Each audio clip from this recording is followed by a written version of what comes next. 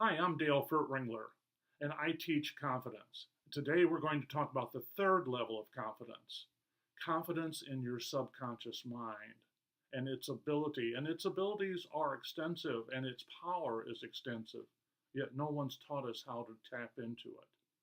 So that's what we're going to talk about today. To give you a sense for how powerful the subconscious mind is, we can look at neuroscientist studies, and they tell us that our conscious minds operate at the computer equivalent rate of about 30 to 60 bits per second.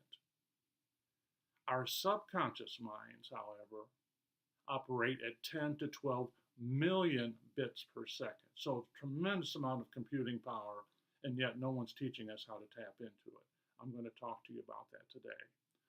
So, the subconscious mind, and why should we want to tap into it? The subconscious mind does several things for us. One, it helps us solve problems. Number two, it helps us interpret the emotions that we're experiencing. Number three, occasionally we get some really crazy ideas and you wonder where they came from. Your subconscious mind can help you understand what those ideas are really telling you. But today we're going to focus on problem solving. And here's how the subconscious mind works. And you've had this experience, so you've already seen the power and gotten the benefit of your subconscious mind. You just didn't realize it. And here's what happens. You've been wrestling with a problem all day long to no avail. You're getting ready to go to bed and you're wondering, how in the world am I going to solve this problem? The next morning in the shower, boom, the idea hits you. And it's so obvious you wonder, why in the world didn't I think of that before? That's your subconscious mind at work. And here's what happened. When you wondered, how am I going to solve this problem? You, in essence, assigned the problem to your subconscious mind. And it worked on it while you were asleep. And the next morning, when your mind was free, it provided the answer. Now, here's the good news. We don't have to wait for bedtime to tap into the subconscious mind.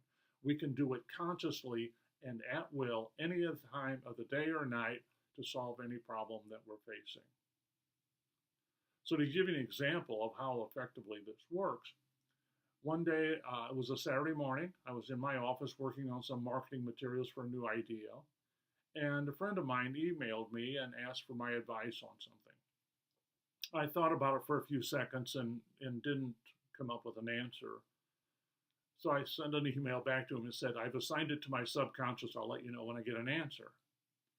It took me about an hour to complete what I was working on, and when I finished, one of the dogs came up to my door and wanted out.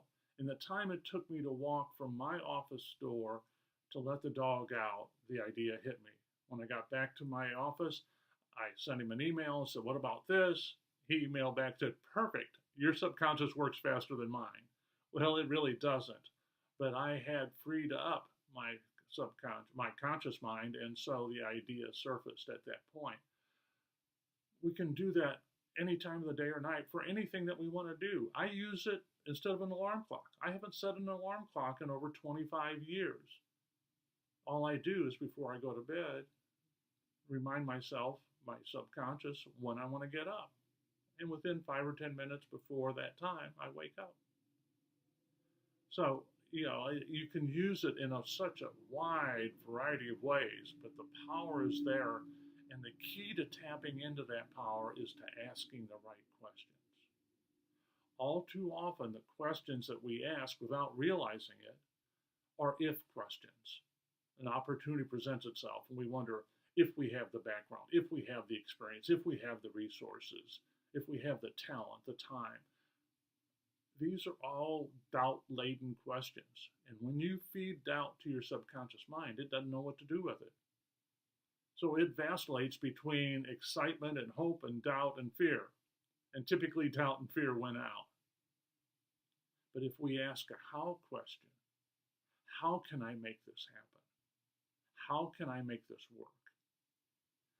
You're going to get an answer, because implicit in the how question is confidence in the fact that there is a way to make it work. And your subconscious mind will act on that. So in the future, when you hit a roadblock, you hit an obstacle, and whatever it is that you're trying to accomplish, instead of pressing on, which is our natural tendency, stop. Walk away. Plant in your subconscious mind the question, how am I going to solve this? Go and do something completely different. And while you're off doing that, the subconscious is going to provide an answer.